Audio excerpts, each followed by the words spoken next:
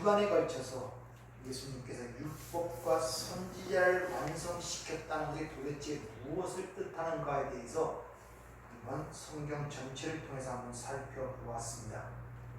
예수님 구약의 율법과 선지자가 가르치던 그 율법과 선지자의 실체, 원형이었다는 것을 우리가 공부를 통해서 배웠습니다. 그분이 이 땅에 오셔서 율법과 선지자가 의도하는 바가 무엇인가를 설명하신 분이 예수예요. 예수님께서 이 땅에 오셔서 율법으로는 하나님 앞에 절대 의롭다 하심을 얻을 육체가 없음을 그분이 그 율법의 정죄하에 십자가의 죽으심으로 말미암아 불가능함을 우리에게 일러주시고 오직 하나님 나라의 백성이 되는 것은 하나님의 창조적 능력과 은혜로만 된다는 사실을 동시에 가르쳐 줬단 말입니다.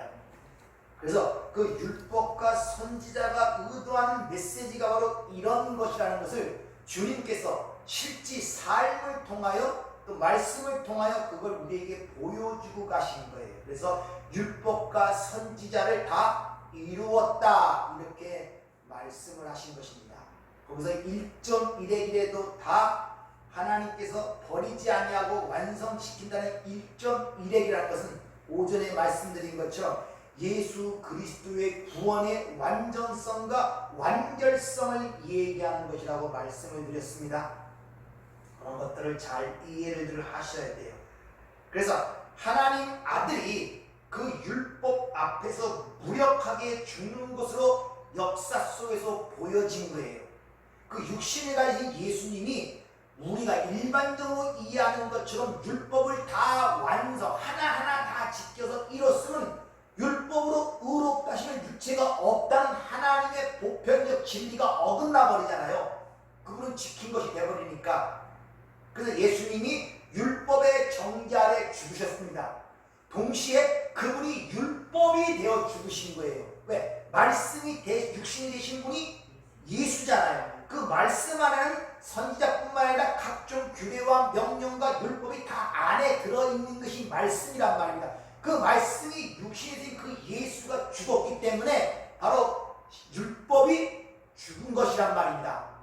그래갖고 그것을 어떻게 사도 바울이 설명하냐면 로마서 7장에 보면 바로 우리의 옛 남편인 율법이 죽음으로 말미암아 우리가 그 율법 옛 남편의 법으로부터 자유롭게 됐다고 했잖아요. 그리고 그리스도라는 신랑과 함께 결혼할 수 있는 자격을 얻었다고 구원을 그렇게 로마서 7장을 설명하고 있지 않습니까? 그러니까 율법에 의하여 죽었고 율법이 되어 예수님께서 죽으심으로 말미암아 율법과 선지자를 완성했다는 그 내용을 우리에게 가르쳐주고 있는 것입니다. 그렇다면 그 율법이 다시 성도들에게 징으로 굴레로 요구되어지면 안 되잖아요. 로마서 8장 2절의 말씀처럼 죄와 사망의 법이 율법에서 우리를 해방시켰다고 하는데 다시 그 율법이 우리에게 주어져 그것이 우리에게 징이 되면 안 되지 않습니까? 그런데 갑자기 오늘 보면 살인하지 말라는 계명이 다시 한번 지금 주어지고 있단 말이에요. 살인하지 말라는 10계명 중에서 제 6번째 계명 아닙니까? 율법에서 해방을 시키고 율법을 다 이루었다는데 다시 살인하지 말라는 계명이 등장하고 있단 말입니다. 그러니까 여러분이 산상수훈에서 팔복으로 시작되는 그 내러티브를 통하여 여러분이 그 사고의 생각이 좀 변화시키고 보는 시각이 변했다면 이게 살인하지 말라는 이 계명이 우리가 생각하는 율법적 계명으로 주어진 것이 아니구나를 알 수 있단 말이에요.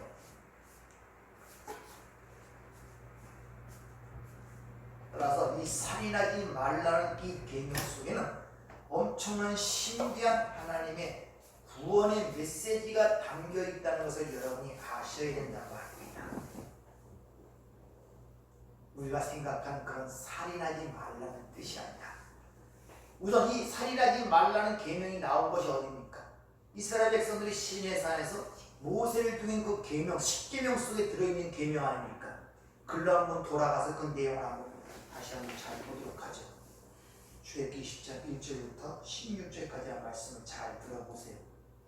하나님이 이 모든 말씀으로 말씀하여 이르시되 나는 너를 애굽 땅 종되었던 집에서 인도하여 낸 내 하나님 여호와니라. 너는 나 외에는 다른 신들을 내게 두지 말라. 너를 위하여 새긴 우상을 만들지 말고 또 위로 하늘에 있는 것이나 아래로 땅에 있는 것이나 땅 아래 물속에 있는 것에 어떤 형상도 만들지 말며 그것들에게 절하지 말며 그것들을 섬기지 말라. 나 내 하나님 여호와는 질투하는 하나님인즉 나를 미워하는 자의 죄를 갚되 아버지로부터 아들에게로 3, 4대까지 이르게 하거니와 나를 사랑하고 내 계명을 지키는 자에게는 1000대까지 은혜를 베푸느니라. 너는 내 하나님 여호와의 이름을 망령되게 부르지 말라. 여호와는 그의 이름을 망령되게 부르는 자를 죄 없다 하지 아니하리라. 안식일을 기억하여 거룩하게 지키라. 엿새 동안은 힘써 내 모든 일을 행할 것이나 일곱째 날은 내 하나님 여호와의 안식일인즉 너나 내 아들이나 내 딸이나 내 남종이나 내 여종이나 내 가축이나 내 문 안에 머무는 객이라도 아무 일도 하지 말라. 이는 엿새 동안에 나 여호와가 하늘과 땅과 바다와 그 가운데 모든 것을 만들고 일곱째 날에 쉬었습니다. 그러므로 나 여호와가 안식일을 복되게 하여 그날을 거룩하게 하였느니라. 내 부모를 공경하라. 그리하면 내 하나님 여호와가 내게 준 땅에서 내 생명이 길리라. 살인하지 말라. 간음하지 말라. 도둑질하지 말라. 내 이웃에 대하여 거짓 증거하지 말라. 자, 여기서 10계명의 내용이 쭉 나오죠. 근데 잘 아시는 것처럼 제1계명서부터 5째 계명까지는 설명이 붙어 있어요. 그런데 6번째 살인하지 말라부터는 뒤에 설명이 붙잡고 그냥 명령만 주어집니다. 살인하지 말라, 간음하지 말라, 도둑질하지 말라, 내 거짓 증거하지 말라. 설명 없이 그냥 계명만 쭉쭉 주어지고 있단 말입니다. 이미 여러분이 알다시피 이 10계명은 주님께서 2가지로 요약을 하시죠. 하나님 사랑과 이웃 사랑. 그러면 앞에 1계명서부터 5계명까지는 하나님의 사랑에 대한 이야기고 6계명서부터 마지막 계명까지는 이웃 사랑에 대한 이야기라고 얘기할 수가 있겠네요. 두 부분으로 나누니까. 그런데 그 이웃 사랑의 부분이 되는 6번째부터 계명에는 설명이 붙어 있지 않고 그냥 명령만 합니다. 살인하지 말라. 그게 무슨 뜻인지를 모른단 말입니다. 그냥 명령만 주어지고 있다는 것이죠. 따라서 하나님께서 하나님에 대한 사랑은 하나님께서 1계명서부터 5계명까지 설명하시는데 바로 그 이웃사랑에 대한 6계명서부터 나머지 계명을 지금 주님이 설명을 하고 계시는 거란 말입니다. 이 살인하지 말라는 게 무슨 의미인가를 지금 설명하는, 다른 말로 이웃사랑이 뭘 의미하는가를 설명하고 있단 말입니다. 왜? 이웃사랑은 나머지 이 땅에서 하나님 사랑과 이웃사랑을 지금 같이 주님께서 동등하게 얘기를 하시는 걸 우리가 볼 수 있죠. 우리의 선한 이웃이 누굽니까? 예수 그리스도란 말입니다.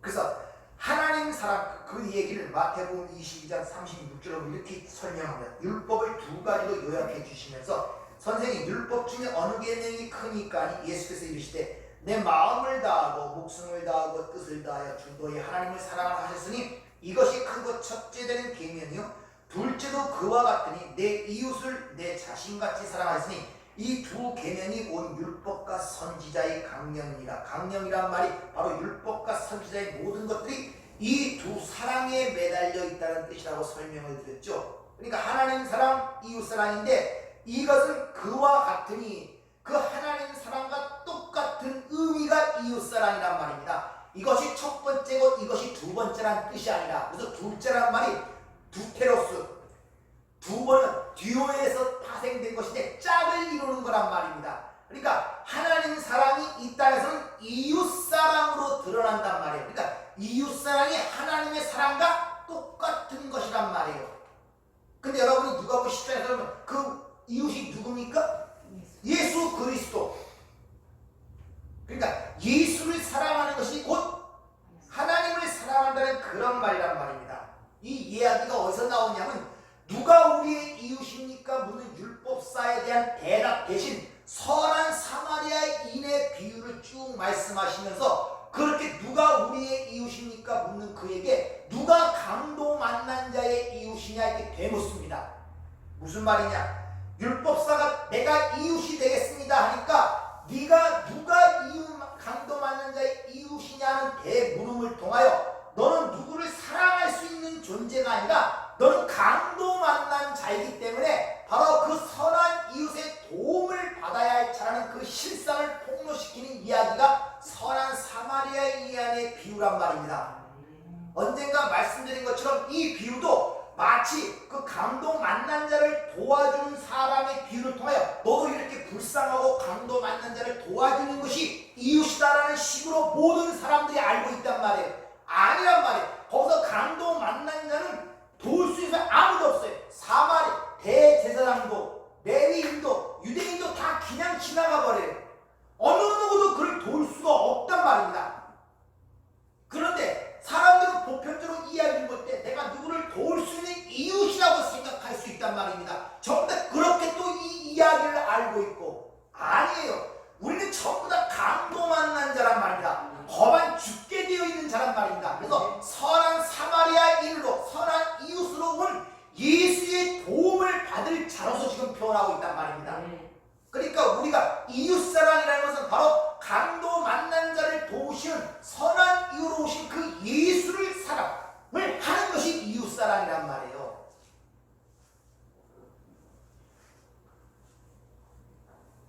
근데 우리는 이 율법서처럼 마치 강도 만난 자를 도울 것처럼 전부 다 그렇게들 생각하고 있단 말입니다. 자, 그러면 하나님 사랑, 이웃 사랑을 1차적으로 완성한 분이 누굽니까? 예수잖아요. 그러면 그 하나님 사랑은 이미 구약에서 뭐 하지 말라 설명이 쭉 나와 있어요. 근데 그것이 이 땅에서 이웃 사랑으로 드러나야 되는데 그 이웃 사랑에 대한 계명, 살인하지 말라, 간음하지 말라, 도둑질하지 말라, 거짓증거하지 말라는 명령만 주어져 있잖아요. 그 의미가 설명이 되어 있지 않단 말입니다. 그것을 바로 예수가 지금 설명을 하시는 것이 바로 오늘 산상수훈의 내용이란 말입니다.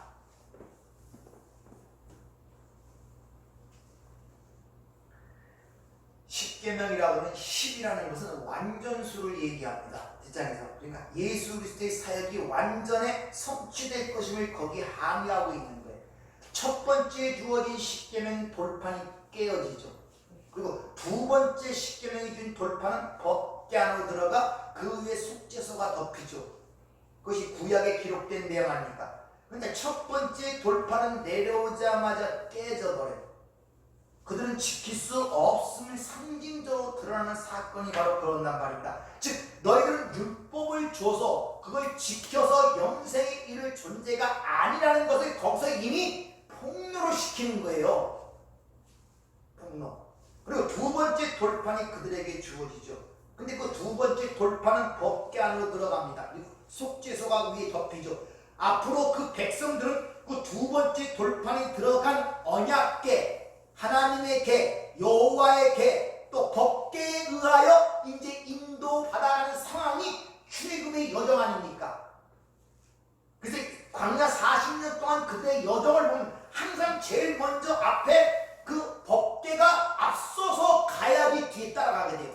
그래서 요단강을 들어갈 때도 제일 먼저 법궤가 들어가고 또 여리고성을 무너뜨릴 때도 제일 앞에 법궤가 그 주위를 돌게 되잖아요. 제사장들이 그 법궤를 들고 이렇게 이제는 너에게 법을 줘서 너희들이 능력과 재주와 수고와 노력으로 그 법을 지켜 어떤 일을 이루는 것이 아니라 그 법이 너희를 장악하고 끌고 간다는 내용이 두 번째 돌판이 주었단 말입니다. 근데 그걸 어떻게 설명하느냐? 그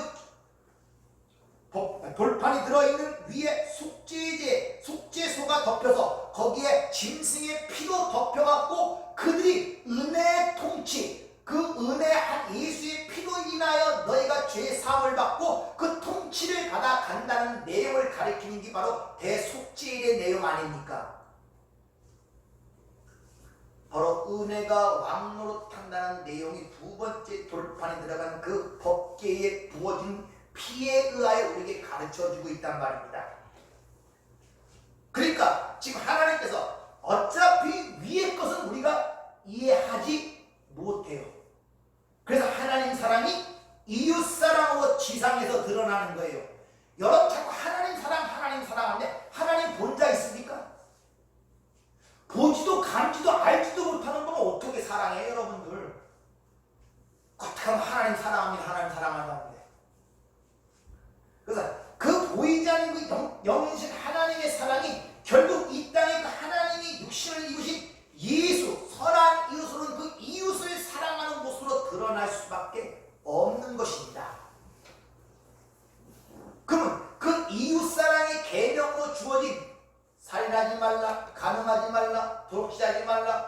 침송하지 말라. 그 내용이 무엇을 의미하는가를 알아야 되지 않습니까? 그래야 이웃 사람을 받든지 하든지 할 거 아니에요. 그래서 그거에 대한 내용을 주님이 오늘 본문 말씀부터 그걸 설명하고 계시는 거란 말입니다. 살인하지 말라는 이 계명이 우리가 일반적으로 생각하는 것처럼 사람을 죽이지 말라는 그런 계명으로 우리가 안다면은 구약에 하나님께서 사람 죽이라는 계명이 있습니까? 없습니까? 있어요. 다른 민족들을 다 진멸하라고 그럽니다. 특히 가나안 땅에 들어가서는 그 아이까지 다 죽이라 그래요. 그럼 어떨 때는 다 사람들을 진멸하라 그러고 어떨 때는 살인하지 말라 그러고 그런 하나님이 어디 있습니까? 일관성이 없는데. 그러니까 사람을 죽이지 말라는 그런 우리가 일반적으로 생각하는 그런 의미의 계명이 아니란 말이다. 살인하는. 구약에는 사람 죽이라는 말이 많은데요. 하나님 어떨 때는 사람 죽이라고 했다. 어떨 때는 죽이지 말랬다. 무슨 그런 하나님이 있습니까? 그러니까 우리가 생각하는 그런 의미가 아니라는 것입니다.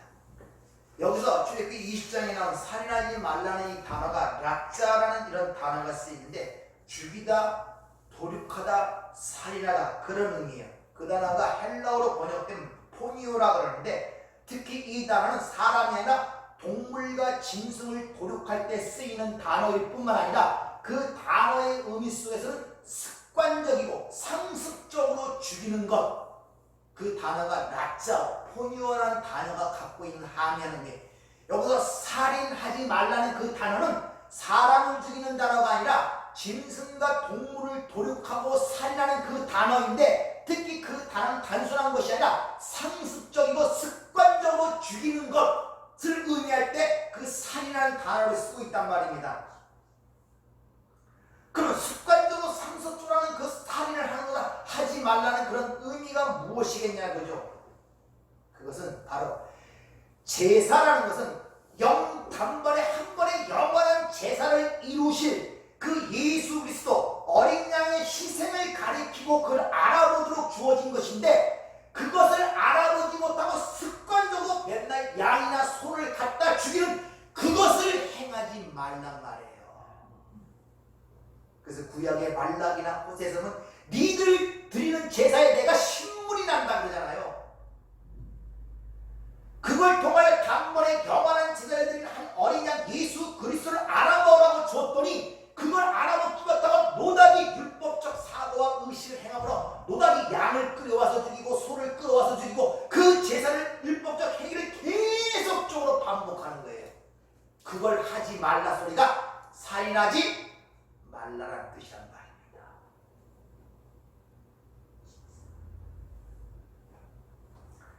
호세아에 가면 그 장면이 언급이 됩니다. 호세아에서 너희가 살육죄를 진다고 아주 엄밀하게 그들의 책망을 합니다.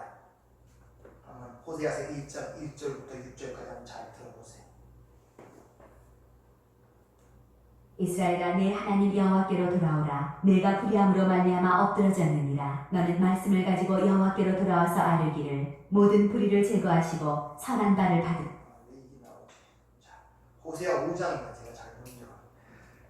제사장들아 이를 들으라. 이스라엘 족속들아 깨달으라. 왕족들아 귀를 기울이라. 너희가 심판이 있나니 너희가 미스바에 대하여 올무가 되며 바볼 위에 진 그물이 됨이라. 패역자가 살육죄에 깊이 빠졌으며 내가 그들을 다 벌하노라. 에브라임은 내가 알고 이스라엘은 내가 숨기지 못하나니 에브라임아 이제 내가 은행하였고 이스라엘이 더러워졌느니라. 에브라임이나 이스라엘은 똑같은 나라를 얘기하는 것. 그들의 행위가 그들로 자기 하나님께 돌아가지 못하게 하나니 이는 음란한 마음이 그 속에 있어 여호와를 알지 못한 까닭이라. 이스라엘의 교만이 그 얼굴에 드러났으니 그 죄악으로 말미암아 이스라엘과 에브라임이 넘어지고 유다도 그들과 함께 넘어지라. 그들이 양떼와 소떼를 끌고 여호와를 찾으러 갈지라도 만나지 못할 것은 이미 그들에게서 떠나셨습니다. 즉 제사장들에게 지금 주님이 뭐라고 말씀하냐? 하나님은 살육죄에 빠졌다 그래요. 아니 제사장들이 얼마나 많은 사람들을 중에 살육죄에 빠졌다겠습니까? 그래 이스라엘 지금 살육죄에 빠졌는데 그 살육죄에 빠졌다는 것을 어떻게 설명하시냐면 6절에 보면 양떼와 소떼를 끌고 와서 그 짐승을 도륙하는 이스라엘의 율법적 종교 행위를 살육죄에 빠졌다. 지금 이렇게 얘기하고 있단 말이에요. 호세아 선지자를 통하여. 즉 율법적 종교적 행위를 갖고 계속해서 양떼와 소떼를 끌고 와서 계속 제사를 드리는 그 상황을 살육죄에 빠졌다. 이렇게 지금 얘기하고 있단 말입니다. 그게 살인죄란 말입니다. 그거 하지 말라는 거예요. 그거 하지 말라는 거예요. 제사라는 것은 바로 좀 전에 말씀드린 것처럼 어린 양, 세상 죄를 지고 가는 하나님의 어린 양에 하여 영단번에 완성된 그 제사를 알라고, 하나님의 어린 양을 통해 준 영원한 제사를 알라고 주어졌는데, 그걸 알아듣지 못하고 율법적 종교적 행위로 맨날 양떼와 소떼를 끌고 와서 습관적으로 상습적으로 드리는 그 행위가 살육죄라고 지금 이야기를 하고 있단 말입니다. 왜 그렇습니까? 그것은 바로 예수 그리스도의 십자가를 모독하는 일이라고, 계속 예수를 죽이는 행위가 되기 때문에 그래요. 얘들아, 내가 너희를 위해서 한 번에 제대로 모든 걸 완성했는데 왜 계속 나를 죽여? 그것이 살인하지 마라는 그 말씀의 의미란 말입니다. 예수를 또 죽이는 거예요. 구약의 모든 율법적 제사는 누구를 어떤 걸 가리킨다고요? 예수님 십자가의 사건을 가리키는 거 아닙니까? 그걸 알아먹으러 줬는데 그걸 알아먹지 못하고 계속 제사를 드리는 거예요. 이 십자가를 모독하는 이란 말입니다.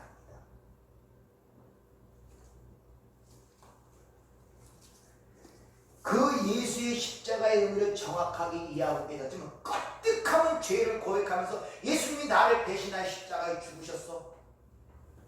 맨날 죽이는 거예요, 예수를요. 맨날.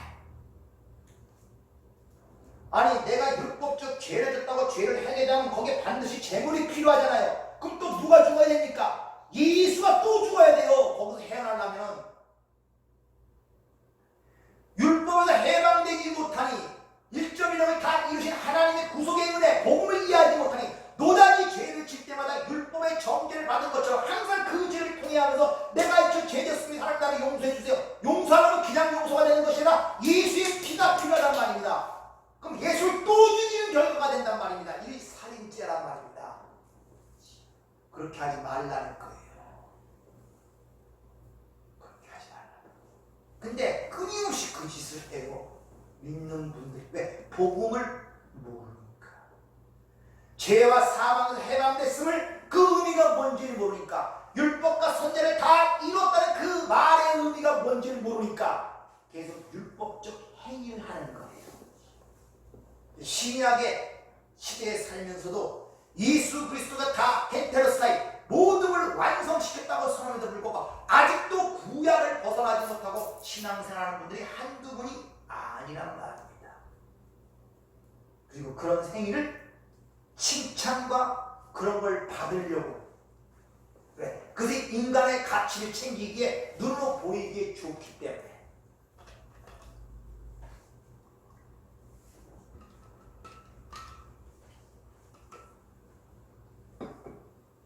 이렇게 예수 그리스도에 대한 도륙적 사건은 지금뿐만 아니라 이미 창세기 3장부터 시작이 됩니다. 율법이 어느 때 주어졌냐 하면은 이미 창세기 3장에 보면 에덴 2장에 보면 에덴 동산에부터 율법이 주어집니다. 선악과가 율법 아닙니까? 옳고 그름을 따지는 그 선악과가 율법이 주어지는데, 그 에덴 동산에 있던 아담과 하와가 그걸 지키냐? 못 지키잖아요. 못 지키잖아요. 그 내용이 그대로 신의 산에서 발생, 또 연장선상에서 보여주는 거예요.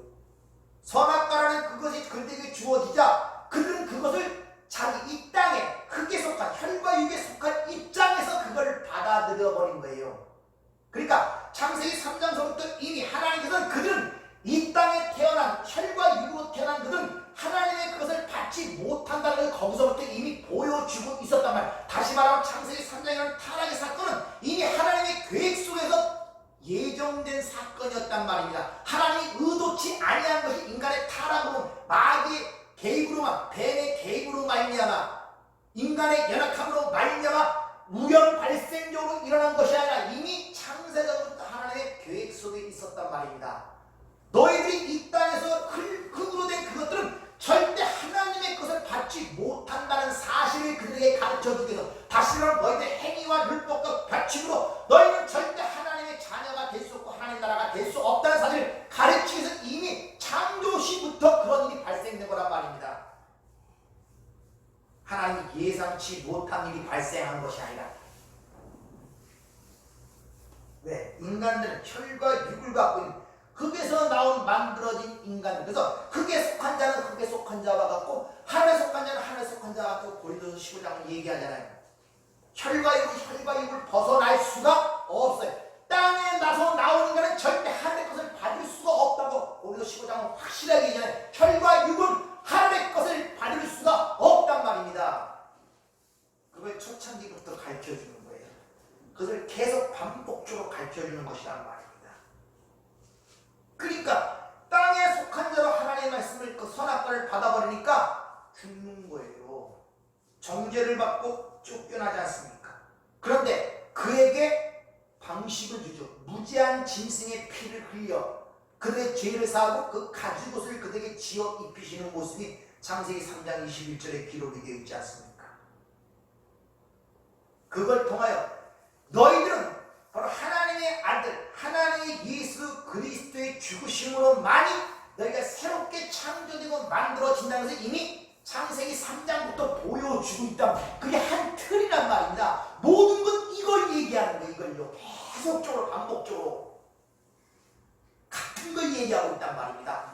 오른병을 뜨면 왼병을 돌로 대는 것도 그런 관점으로 보시란 말입니다. 모든 걸 예수를 얘기하고 예수의 십자가를 설명하는 거란 말입니다. 그럼 거기서 벌써 오른몸을 때면 오른쪽을 때리면 왼편을 돌려준다는 말이 무언가를 벌써 감이 잡혀버리잖아요. 벌써 이것이 이 땅에서 인간적인 겨냥과 미덕을 위해서 참고 이쪽도 때리고 이쪽도 때리는 이런 말이 아니구나를 알 수가 있잖아요.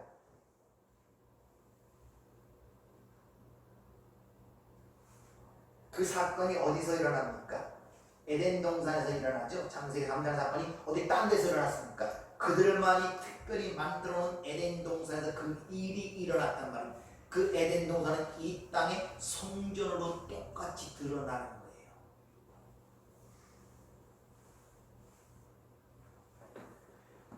창조주 하나님을 반역함으로 말하면 마땅히 죽어야 할 그 아담과 하와를 가죽옷으로 입히신 그들의 그 모습을 통하여 어디서? 성전에서 에덴 동산에서 그 일을 통하여 바로 예루살렘 성전에서 어떻게 일어나느냐? 이 성전이 파괴되고 다시 말하면 옛 성전은 예수가 파괴되고 새로운 새 성전, 새 예루살렘으로 살아날 것임을 이미 창세기 3장부터 우리에게 보여주고 있잖아요.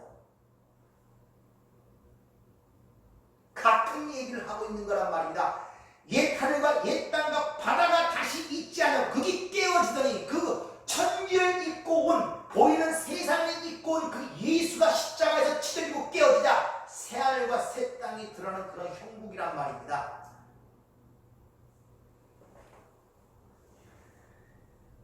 그것을 가리키기 위하여 이 땅에서 그런 내용들을 이야기하고 성전을 세우게 하고 거기서 제사를 드리게 하고 그런 것들.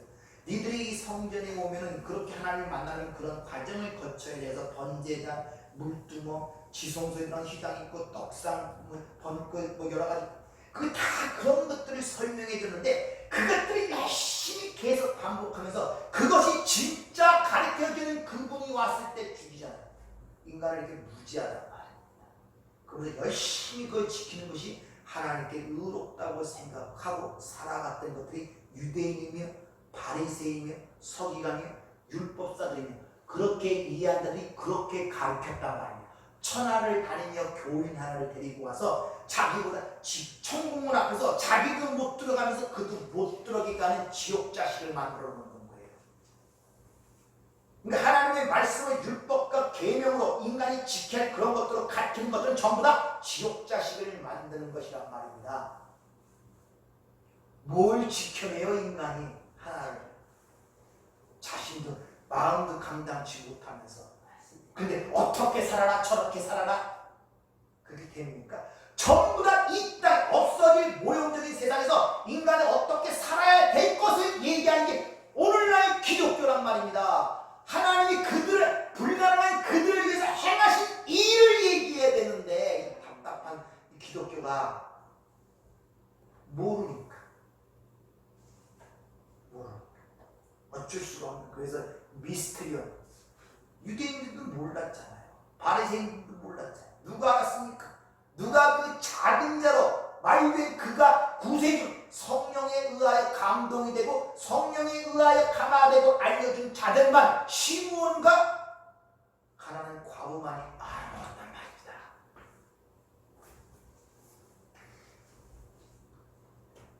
그래서 이것은 그 유대인들의 문제뿐만 아니라 오늘날 이 시대에 예수를 믿고 죄와 사망에서 해방했고 완성됐다고 생각하는 우리 신약 시대의 성도들도 똑같이 율법적 행태만 반복하고 있는 것입니다. 그래서 그들에게 주님이 나를 더 이상 살인하지 마, 도륙하지 마. 한 번으로 완성되고 이어졌는데 또 무엇이 제사가 필요해서 그러냐? 끊임없이 십자가에 죽은 예수 그를 붙들고 있는 거예요. 왜? 그 찢어짐으로 오는 새하늘과 새 땅 그리스도와 주를 보지를 못하니 그래서 성령이 오기 전에 예수를 믿고 제자는 12제자의 모습으로 백성들이 하나님의 백성들이 지금 현재를 살아가고 있는 뭔가 좀 눈에 안 보이는 불안하고 두렵고 유대인이 두려워 숨고 자꾸 기적과 표적을 보여줘야 되고 없으면 불안하고 그런 모습으로 살아간단 말입니다. 해방되지 못하고 그러나 그것이 내 안에 영으로 들어와 이해하고 깨달아지게 되면 눈으로 보이는 예수는 사라지는 거예요. 그래서 엠마오상의 두 제자가 말씀을 깨닫게 했더니 모세와 선지자의 율법을 통해 그 말씀이 뭘 의미하는가를 깨닫 마음이 뜨거워지자 눈에서 보이는 예수가 사라져버린 거예요. 그 안으로 들어가 버렸다. 그러다 예루살렘을 떠나 도망하는 그 길을 돌이켜 예루살렘으로 들어가 그 부활한 예수를 증거하고 얘기를 하고 있단 말입니다. 그것이 바로 예수와 함께 있는 자. 그 말씀이 우리 안에 들어온 자입니다. 그래서 그 살인하지 말란 말을 다음 주에 좀 더 자세하게 공부해 보도록 하겠습니다. 기도하겠습니다. 은혜롭고 자비로우신 아버지 하나님, 우리는 모든 것들을 인간적 한계 속에서 타락한 육신 그 땅의 차원에서 받아들여 마치 그것을 행함으로 말미암아 하나님께 상급을 얻고 칭찬을 받는다고 생각하는 이 기본적 틀이 참으로 깨어지지 않습니다. 내 옛사람 예수와 함께 십자가에 못 박아 장사되어 끝났다고 성경은 선언하고 있고 이제 새로운 피조물로 새 사람으로 살아났다고 이야기를 하고 있지만 우리의 생각과 판단은 전혀 그렇지 못한 가운데 있는 그것이 나의 신앙생활의 고통이며 삶의 어려움입니다. 아버지, 오늘도 성령께서 일러주신 말씀이 우리의 벗겨지지 않은 어두운 부분들을 벗겨주시고 모든 것이 빛 가운데로 드러남으로 말미암아 자유함을 갖고 이 세상을 바라보며 하나님의 뜻을 행하는 저희가 될 수 있도록 은혜를 허락하여 주시옵소서. 예수님 이름으로 기도하옵나이다.